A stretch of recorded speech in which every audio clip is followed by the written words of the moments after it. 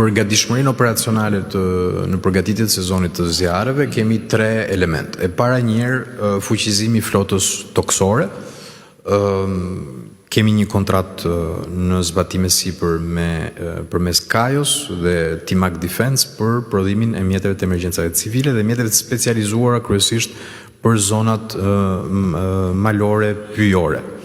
Do na japi kjo mundësi që Agjencia Kombëtare e Mbrojtjes Civile ti transferoj këto mjete bashkive që kanë më shumë nevojë.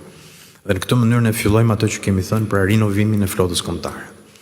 Elementi dytë, është në negociate sipër finalizim negociate, do thoja unë, blerja e 2 avionëve zjarfikës. Ka marrë kohën e dur sepse siç e dini, ato prodhohen për ne, pra nuk janë të gatshme në treg. Një element i negociatës është të mundsojmë që të paktën një prej këtyre mjeteve të vi sa më parë. Nuk mund të angazhohem dot tani do vi në kohë për sezonin, por synojmë që ta kemi një mjet këtë vit. Është një cikël stërvitor disa mujor në fakt për pilotët dhe nga momenti i nënshkrimit kontratës do ta bëjmë publike patjetër edhe elementet kohor, por absolutisht po blejmë 2 avion dhe do vinë me patjetër, prodhohen për ne dhe do stërviten, do vazhdojnë stërvitjen komponentët e forcës ajrore.